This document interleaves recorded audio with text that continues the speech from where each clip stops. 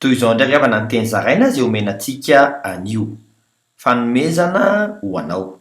Kristy dia mahagaga araka ny voasoratra ao amin'ny Isaia 5:5 amin'ny anaran'i Jesosy hoe fa zaza niteraka ao antsika, zazalahy no omeny antsika, ary ny fanapahana dia eo antsorony ary ny anarany atao hoe mahagaga. Mpanolontsaina, Andriamanitra mahery, Ray mandrakizay, Andrian'ny fiadanana. Izy no atateraka ny teny hoe moa misy zava-mahagaga izay tsy haiko va? Araka ny voasoratra amin'ny Jeremia 2:17 amin'ny anaran'i Jesosy hoe indro izao ny Jehovah Andriamanitra ny nofo rehetra, moa misy zava-mahagaga izay tsy haiko va? Amin'ny alalanao izay itoerany.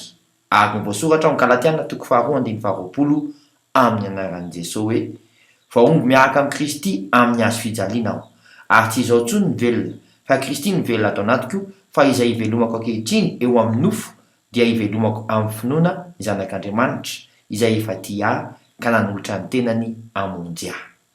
Ampiasao ary ilay fanomezan'ny Krismasy mendrika anao bavaka isika.